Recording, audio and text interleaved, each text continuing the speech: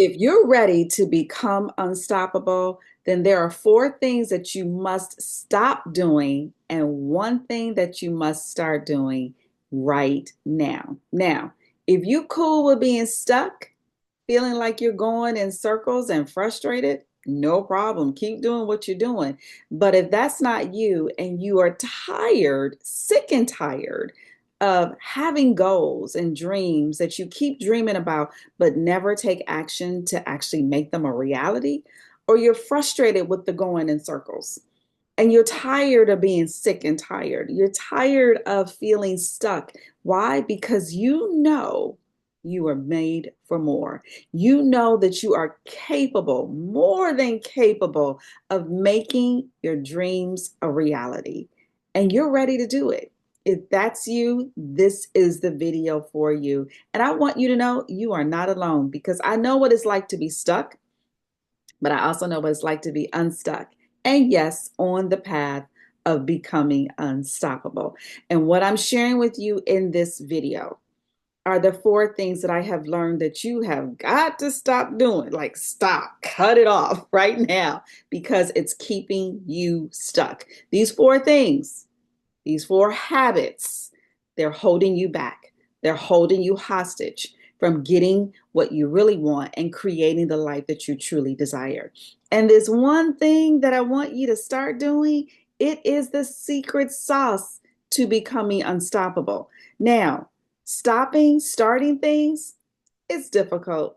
I know, but stay to the end because I will share with you how you can stop doing these four things and start doing the one thing that is going to help you move your life forward to go from being stuck to unstuck and becoming unstoppable. So let's jump in. But before I do that, if you don't know me, this is your first time watching a video from me, I'm Coach Natalie, and I have the privilege, a serious privilege, an honor of working with women who are in their 50s or close to it, who feel stuck, but they're ready to reinvent themselves. I show them how to do it with my system that I use for myself to reinvent, rewrite, recreate, press the reset button so that we thrive in our 50s and beyond. If you're interested in learning more, subscribe to the YouTube channel because there's more to come about joining our brand new Becoming Unstoppable community. So stay tuned for that. But let's jump into these four things that you must stop doing and the one thing that you want to start doing in order to become unstoppable. And as always, I've got my little index card with my notes because I want to remember what I say to you. Number one, the number one thing that you must stop doing is stop complaining. That's right, sis. Stop complaining. Stop complaining about your spouse. Stop complaining about your kids. Stop complaining about the day that you had at work. Stop complaining that you didn't sleep that well last night. Stop complaining that the traffic is so bad. Stop complaining about the lack of money in your bank account, right? Just stop complaining. Cut it out, right? Who wants to hear the person that's complaining all of the time? In fact, you know that person, and I hope it's not you, but you know that person that they're starting to talk and they complain. You just hear wah, wah, wah. That's right, because nobody wants to hear from a complainer, and it makes you sick, like emotionally not well, when you are constantly in the mode of complaining. And when you are complaining about life, it gives the energy of not grateful. It gives the energy of ungratitude, right? Because you're complaining about what you do have as if it's not good enough, as if it's not, what you want. And of course, it may not be what you want. I get it. But here's the thing, when you complain, you're only getting more of what you don't want because whatever you focus on grows. And here's the thing for me, I used to complain that I didn't sleep well because I don't sleep well. It's a thing. I'm a night owl, so I like being up all night. And then when it's time to go to sleep, it's like I can't go to sleep. So I would always wake up in the morning and my husband would say, well, how'd you sleep? It's like, oh, I didn't sleep. I didn't sleep. Oh, I had an awful night's sleep. This was my habit of complaining. So what did I get more of? More of what I don't want. So if you want to become unstoppable and get unstuck, stop complaining. Number two, stop comparing. Whew, this is just as bad as complaining. Stop comparing your life to the next person's life, to the person who's on social media. Stop comparing your life to the edited version of their Instagram photo or their TikTok video for 60 seconds, and you think their whole life is beautiful. Stop comparing your life, your path, your journey with everybody else. Don't do it, because when you compare, you are now minimizing what you have. Again, as if what you have is not good enough, as if what you've accomplished isn't enough, because look at what she's accomplished. Look at what he's accomplished. Look at what they're doing it. So what? They're on their path. She's on her path. He's on your path. Now you be on yours and keep your eyes on you. Now, if you want to look to somebody else, be inspired by what they've done, what they've accomplished, and be able to say, they can do it, so can I. But don't look at them and say, why they got that? Look at what they got, and I don't have that. Don't compare. It's a sure way to get stuck. And don't minimize what you've accomplished in your life. You know what you've overcome. You know what you said yes to, and you did it. You know the milestones that you've achieved and the goals that you achieved. Be grateful for that. Give energy to that versus looking over the fence and seeing what everybody else has and comparing your life to their edited version. Don't do that. Don't do that, sis. Don't cheat yourself on that. So stop complaining, stop comparing. And number 3, stop being complacent. What do I mean by that? Stop settling for the status quo. It's good that you've achieved a certain thing, but always grow to be better. Always grow and want, not necessarily want more, but to become more, to evolve, to grow, and to move outside of your comfort zone. Don't just keep the status quo because you think you have arrived, right? You got the job, you got the salary, you got the title, you're doing it, you rocking and rolling, and you good, and you just want to coast.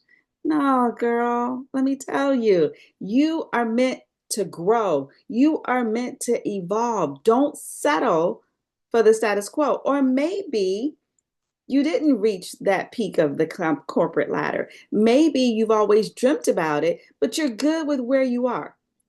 You're good with your bank account. You're good with your weight. You're good with your relationships. You're good with your career. You just want to stay right here. That's being complacent. I know it feels good, but there's always room to grow. There's always another better version of yourself. And sometimes we maintain the status quo because we're afraid to step outside of our comfort zone. We're afraid of having to show up differently, having to require more of ourselves, right? So we just are complacent. Stop being complacent. That is a sure way to stay stuck. Unless, if you want to stay there, stay there. But if you want to become unstoppable, you cannot be complacent. So stop with that. Now, what's the 4th thing? Because we talked about complaining, comparing, and being complacent. The 4th thing is stop competing. Stop competing with your sis next to you. Stop competing with the woman that you see on Instagram. Just stop competing, because competing means that you feel that there's a lack, like there's not enough. So I have to be the best and I've got to get in front of you and I've got to be better than you, right? Because there's not enough to go around. Who said that? That's a bunch of BS. BS is a belief system. That's a bunch of BS that limits you. There is more than enough for everyone. You can have it. You can have it. Yes, you can too. Everybody can. And it's so true in the field of coaching or any industry where you feel like there are other people talking about what you're talking about. They're going to get all the people. Says who? No, some people will listen to her. Some people will listen to him. Some people will listen to me. But all of us may be talking about what? Becoming unstoppable. And that's great. But I'm going to add my voice to the conversation.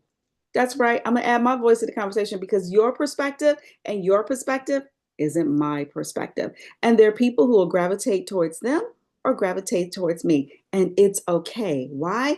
Because there's more than enough people who are ready to get unstuck and become unstoppable. And it's the same for you. Whatever field you are in, don't compete with someone who is talking about the same thing that you're doing, or your person who's on your team with you. Don't compete with them. I work with a whole bunch of nurses. I'm not competing with them. They are my colleagues. We complement one another. What one has, Maybe I don't have what I have. Maybe they don't have. So we complement one another and work together as a team. So I'm saying to you, sis, don't compete, just complement. Because what you have is more than enough to add value to whatever room you walk into, whatever table you sit at. Remember that. No need to compete because that means that there's lack. And we are unstoppable women. We don't have the mindset of lack.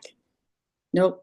That ain't us. Okay. So those are the 4 things that you must stop doing if you want to get unstuck and become unstoppable. Now, what is the one thing that you must do? Here it is. You must keep your commitments. Ah, when you say yes to something, you got to show up. When you say you're going to do something, you got to do it. You got to keep your commitments. And this is so huge. And when I'm talking about commitments, I'm not talking about necessarily to other people because you're probably really good at that.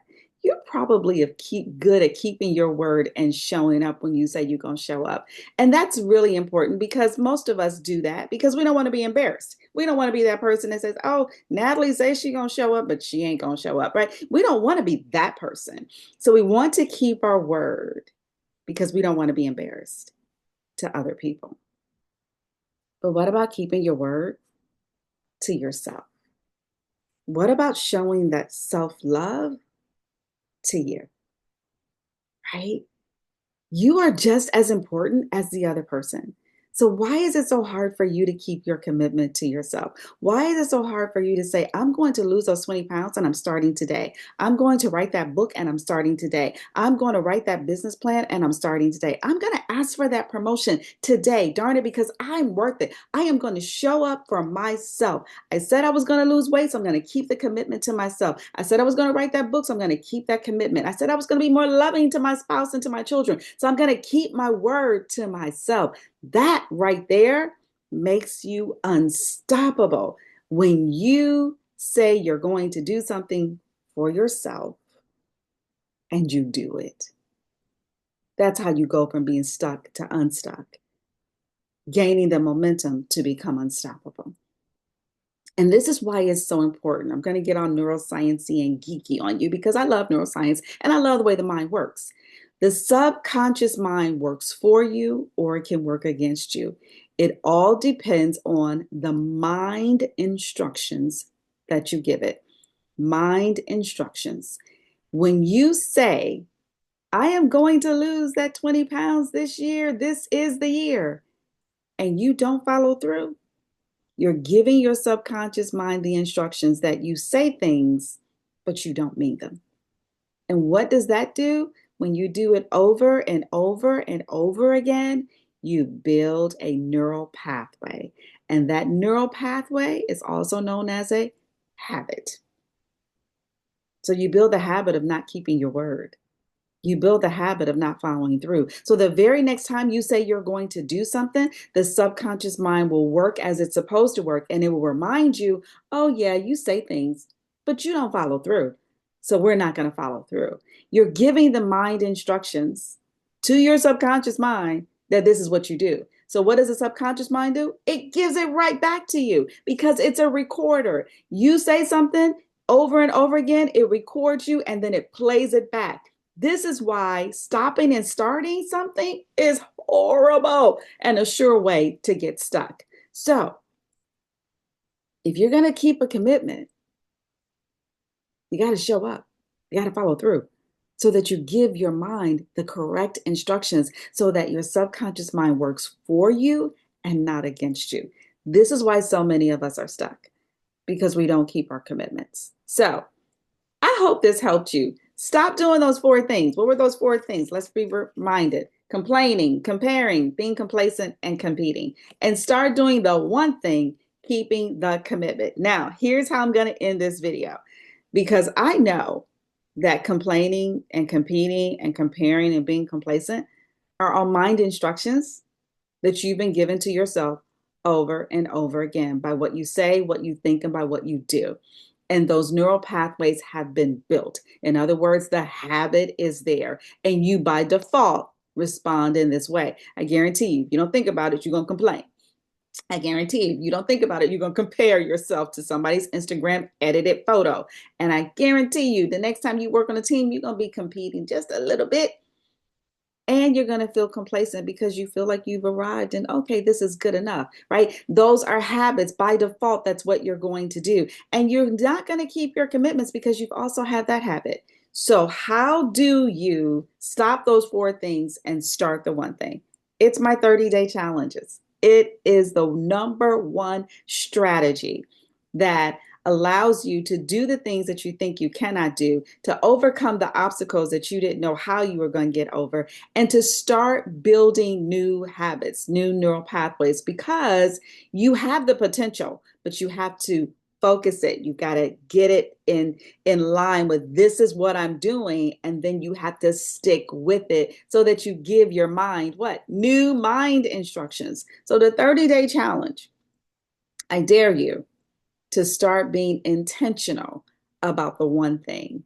The one thing is keeping the commitment to yourself. Start saying yes to you and do that every single day. Now, the 30-day challenge is a system that we follow so that you do those things that you think are impossible. And then by the end of 30 days, you're like, yes, I did it. And if you did that, guess what? You can do the next thing because you've got the social proof. You've got the evidence that says that I am more than capable of achieving my goals. But first, you got to have the goal that you want to work on. And then you have to have the system that's going to allow you to achieve your goal. And that's what our 30-day challenges do.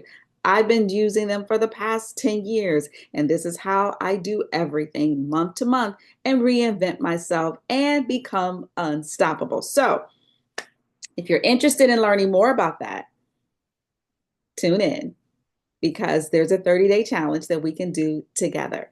But in the meantime, focus on saying yes to yourself because when you focus on keeping the commitment to yourself, you will find yourself you will stop complaining, stop competing, stop being complacent, and stop comparing a little bit less than what you did the day before. Why? Because you are aware that it's an issue, that it's getting in the way. So I hope that this helped you. I really want to work with you on a 30-day challenge. So in the description, click on the link, join the community, and let's get started. Because why? You were meant to be unstoppable. Be blessed.